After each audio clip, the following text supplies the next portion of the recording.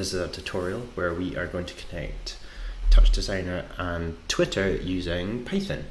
Touchdesigner in its documentation talks about having lots of ways to pull, get and sort of post data from websites using like the web or the WebSocket. And they also do something called threaded WebSocket comp, which is like a pre-built one to go and poll and authenticate with any website that you want, like Instagram, Twitter, Facebook, etc. But I'm old school and I like to learn how to do it, so this is a tutorial of going to Twitter, making an app and then processing that data using Python module called OAuth2 and then doing whatever we want with the data. This was part of a bigger project about polling Twitter data and then posting hashtags at an event on like a scrolling feed. So the first thing we're going to do is we are going to go to dev.twitter.com and we're going to make a new app. And the reason I'm making a new app rather than using this one is I don't want you to see all my keys and my secrets, because I actually still use that other application. So we create a new app and fill these out as best you can. Although we're going to authenticate it via app, it's still best to make sure that if Twitter ever look at the app and see what you're using it for, that it's as clear as it can be. So we're going to be Touchdesigner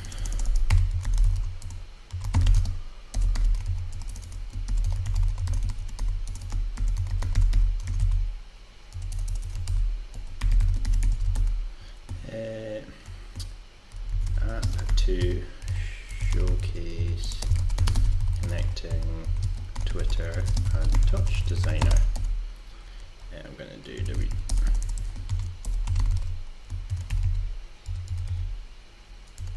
and I'm not going to need a callback URL because I'm not going to have users actually authenticating with my app. I'm going to do it all myself.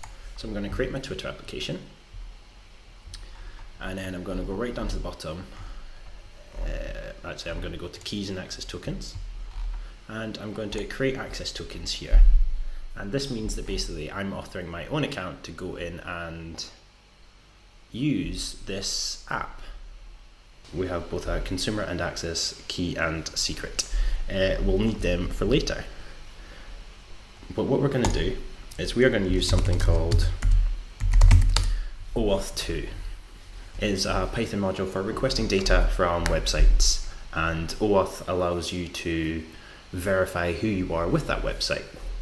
So what I'm going to do is, using terminal, I'm going to make sure that I have this installed on my mirror version of Python. So I'm going to do pip 3.5 install OAuth2 and it's going to tell me that I already have it.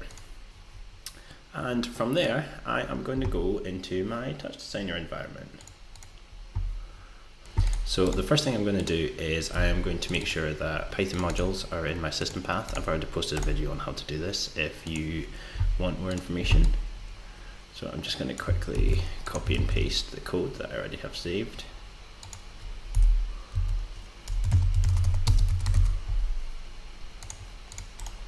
I'm going to run it and I'm going to make a new text, edit its contents, and I'm going to import OAuth2. Just going to make sure this works. Run the script. We get an error saying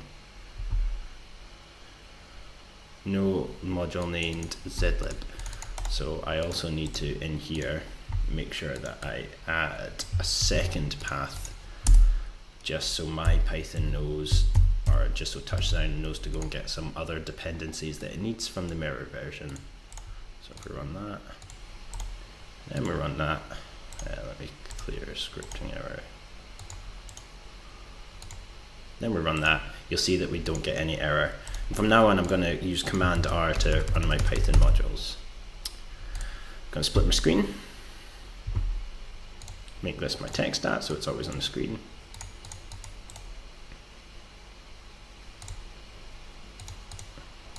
So now when I run it, Command R, I can see that I'm not getting any errors, so I know that OAuth is officially or properly authenticating or properly loading. Touchdesigner has all the dependencies it needs. So first thing I'm going to do is I'm just going to make it easier for myself. I'm going to do import OAuth2 as OAuth. I'm also going to import JSON, which is what Twitter's going to return to us, and I'm going to import nothing. That's it. That's all we need. So I'm going to use OAuth or OAuth2 to tell Twitter who I am using those keys we created, and then we're going to use JSON to decrypt all the information it sends back to us. I'm going to make so we're going to do consumer underscore key is equal to speech marks, consumer underscore secret is equal to speech marks, access underscore key is equal to speech marks, and then access underscore secret is equal to speech marks. And what you need to do here is obviously copy and paste in your relevant keys. So I'm going to put my consumer key, my consumer secret. Obviously it depends on how you want to work. So normally I would put this in an external text file and just tell Touchdesigner to go and reference them. So you could use a folder or use a text stat to go and read a Excel spreadsheet, reference these, so one column for the title and one column for the information, bring it in and split it into a table, and then reference that individually. It means that you could then update your access tokens as and when you need it, but for the sake of this, we're just going to embed it. Okay, and then the next thing I'm going to do is I'm going to use some special OAuth2 functions. So the first thing we're going to do is we're going to tell OAuth who the consumer is. And we're going to do OAuth.consumer is equal to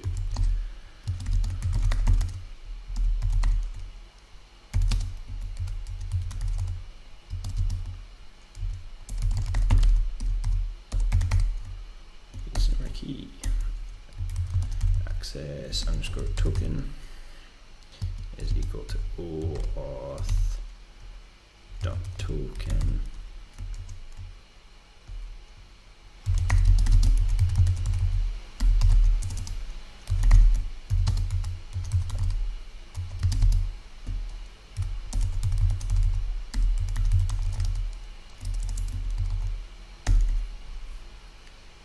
So I'm not going to go into the detail of what consumer and access tokens are, but all you need to know is that most websites will have a consumer, which is the product, and an access token that is provided to your users. Now in this circumstance, we told Twitter that I would authorize myself as a user, and it gave me the access tokens without needing to go through the extra step. Whereas if you were making a public app, you would have a callback where basically your consumer or your users click a link, and then Twitter would then generate an access token for them if they approve the use of that app. So you might have seen it if you're using something like Dropbox and it asks to link to some other app. It'll be like such and such wants to use Dropbox, do you give it permission?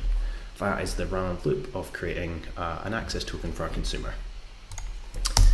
And finally, what we're going to do is we're going to make something called a client, which is what will eventually be passed to Twitter. So we're going to tell Twitter that we have auth.client consumer access. So what we're going to do with this is we're going to pass Twitter the consumer information that says this is the app that's trying to use Twitter's API, and here's the access token from an authorized user allowing us to go in. Without this, we'll get lots of error codes, and I'll see if I can demonstrate that in a minute. Next, we're going to need something called an endpoint URL. And again, I'm going to hard bake this into this code, but it's something that we could reference externally, and you'll see what that's made up in a minute. If I open back up our Twitter development, and we go back to application management, let me just go back to the start whole documentation, and then we're going to use something called the REST API, which is the programmatic access to read and write from Twitter's data. and we are going to do something called the search API, and then this will do us for now. So we need to build a query that we want to send to Twitter, and it's going to start off with this. It's a search call to Twitter's API, and we're requesting a JSON file back. In the documentation, it gives us a bunch of the operators that we can pass into it and details about it. So it tells us that we need to make our request URL encoded, so it needs to be, so you can't inject loads of bad stuff into Twitter's backend. So things like hashtags need to be %23, and tags, which is the @ needs to be %40. It's just, if you look up URL encoding or JavaScript injection, you'll find out information about what not to do. Otherwise, the API will just refuse your access. And we're going to make it as simple as we can for this one. We are going to do, our endpoint URL is going to be the API access, and then I'm going to make it question mark, means that it's just part of the URL we make. We're going to query it, and we are going to query a hashtag, which is %23 hashtag. And I'm going to make the results, so I'm going to put an AND operator, just like you would with any program. Result underscore type is equal to recent.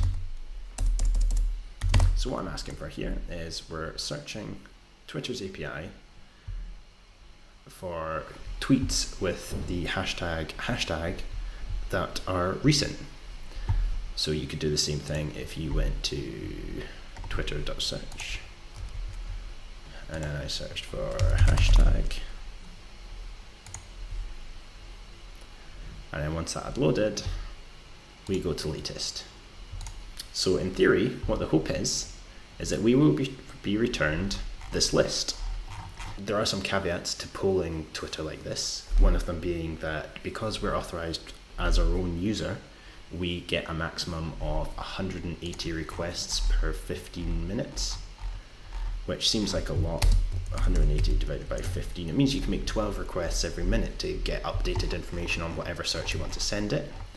And it also means that we are limited to 15 returns per search. Like most API access though, it handily bundles information in it for us to get. Let's see if it's included here. Okay, well, we don't need to worry about that, but there are some nice handy information included in the response from Twitter that tells us where we need to look to get the next 15 results if we want to go back further in time. But from my experience of working with this, the 15 tweets that you then keep updating over time is more than enough if you're hosting something like an event that you want to track a hashtag for. So we now have an endpoint URL and the ability to send all our information to Twitter and authenticate properly with them. So what we're now going to do is tell JavaScript to ask Twitter for a response. And all the data from Twitter is going to come back in two forms. We're going to get a response from the server, and if that's successful, we're then going to get data. So I'm going to do client.request endpoint URL. So I'm expecting two different chunks of data. One is a response, one is the data, and I'm going to ask our client to request the endpoint URL. So what OAuth is going to do here is it's going to send our authentication information, and then it's going to bounce through the endpoint URL, which complies with Twitter's API. So now, if I have typed everything correctly and I print response,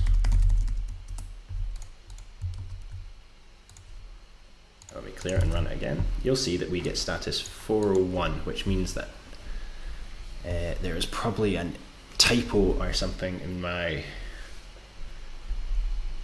information. So what is this telling us? 401. Twitter API status 401.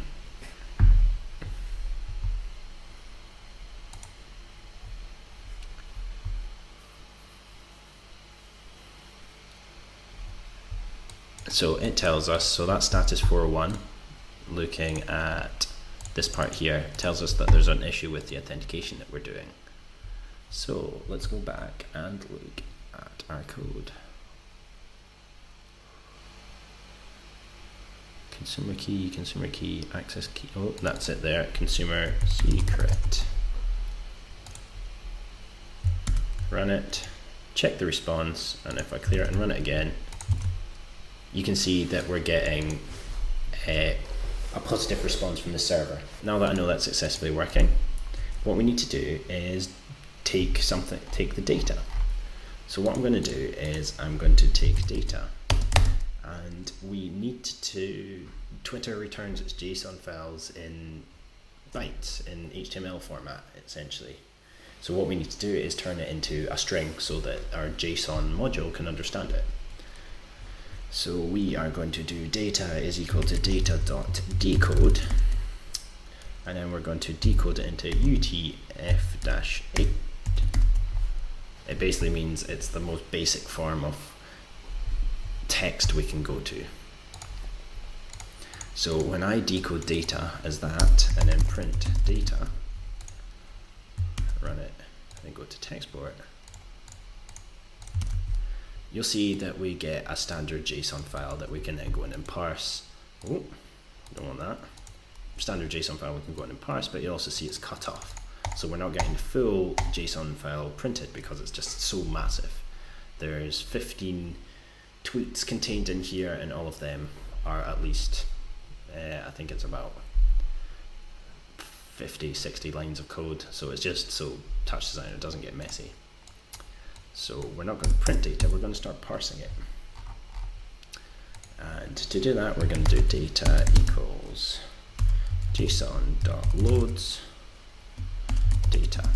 Now, you could go through that received information just in tandem with like a string analysis, but because it is coming back in JSON file, we can use the JSON module to go in and find what are called the keys and values, which means that we get a more table-esque view of the data. So now if I do something like print data.keys, run it, let me clear it and then run it, we get our dictionary keys, our search metadata, as well as statuses. So I can go into something like search, let's go metadata, and run that. And you'll see that inside the search metadata key, we have other keys that are since ID string, refresh URL, and next results. These two being particularly important if you want to refresh the existing 15 that you've got, or you want to go and receive the next 15 search results. You can also get information on how long it took you to actually query Twitter, as well as the max ID, which is sort of, it refers to the tweets that you're getting. From now, it's a very simple method. From now, it's just a data handling task where we need to do special things parsing the Twitter data. So we could end the tutorial here, but for the sake of it, I'm going to quickly do something with it so that you can see what you can start doing with the data. For that, I'm going to quickly make a table. I'm going to call it output, and every time I run my Python code, I'm going to make a variable for it.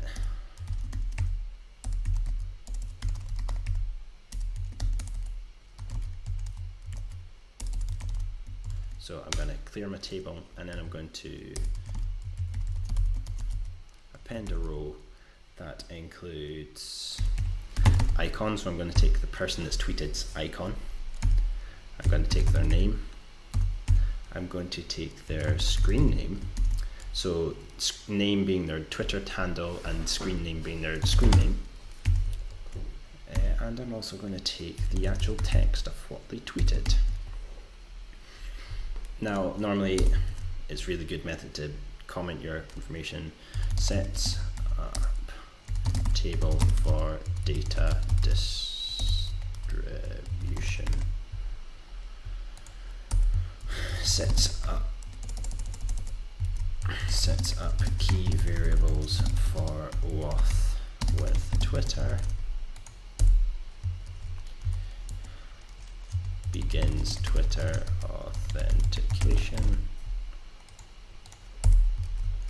search to our API request URL, what do we get back, decoding into string from bytes, parsing into JSON. And then we're going to do handling data into table. So instead of printing the data, we are going to loop through it, because now it's a JSON file. We have a number of indices, or a number of indexes in an array. So for x in data statuses, going back to our dictionary keys, and those statuses is where all the text for the tweets is. And I'm going to, first thing I'm going to do is get a high resolution image of Twitter. Now that sounds creepy, but I'll give you an example. So if we print, or let me do movie file in. If I ignore this for now and do op movie file in one dot par dot file is equal to, I'm going to take a copy of this, and I'm just going to pick a random of the 15 tweets that I know we're going to get. So I'm going to do index 5 in this case. User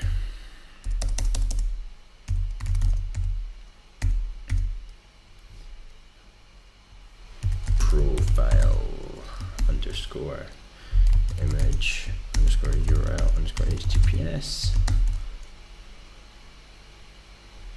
Yeah, that should work.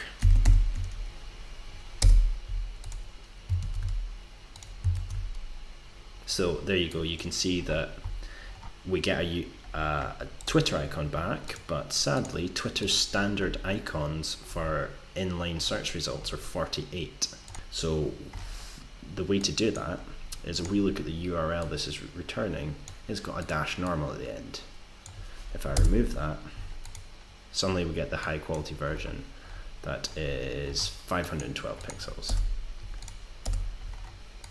So what we're going to do is we're going to parse this string and remove the underscore normal at the end. So let me delete that. I'm going to take a copy of this though.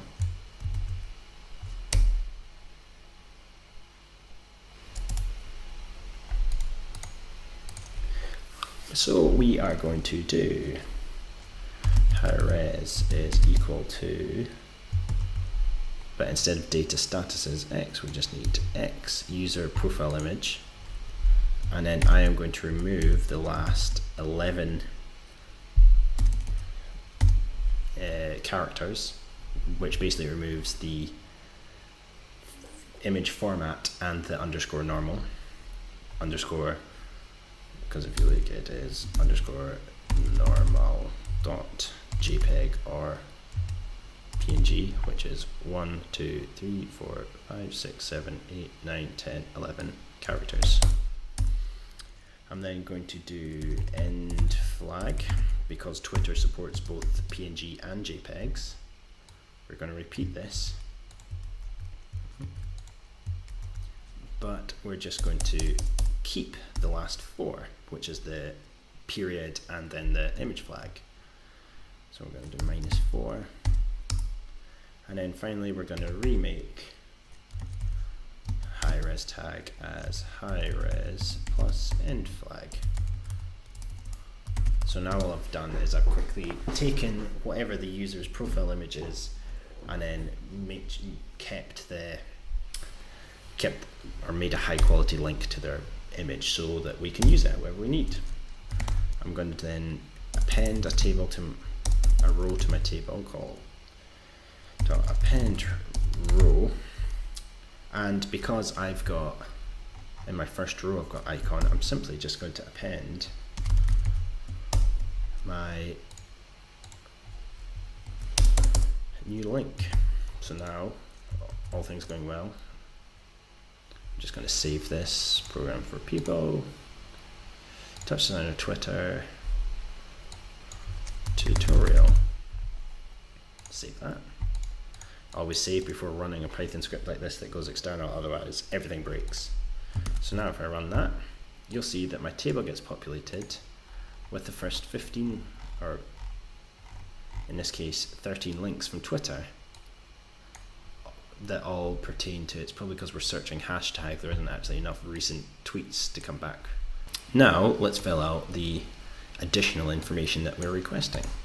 So instead of appending rows, we are going to add everything else to table based on current index. Rows added. And because we added a row at the start, we appended our name row, we're going to do current index -1 to make sure it all fits in nicely. So we're going to do table output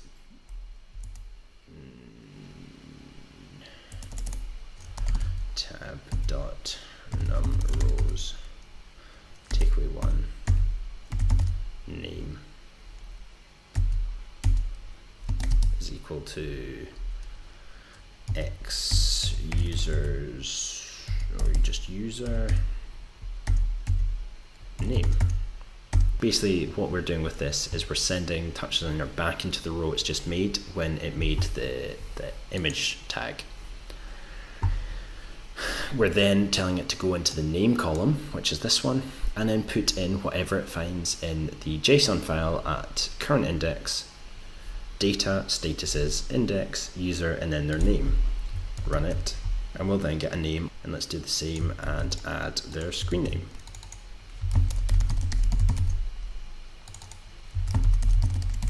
And again, inside the user key, you can search data, statuses, index, users.key, and you'll find out that screen name is one of the keys that you can access. I'm going to run it, and you'll see that security testing, as they appear on Twitter, its handle is sectest9, and we could confirm that. So if we go to Twitter,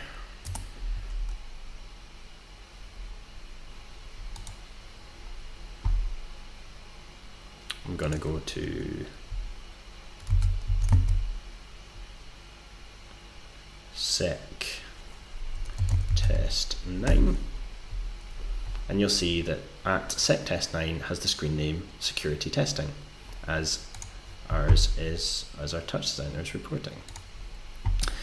Now it's a bit counterintuitive, screen name and name are obviously the inverse of each other, but that's the way that the Twitter API works, so that's the way that I work.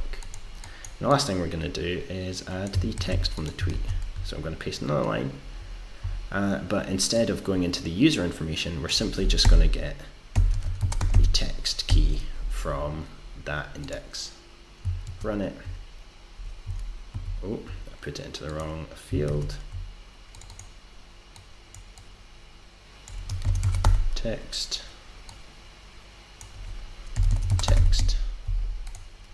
Run it.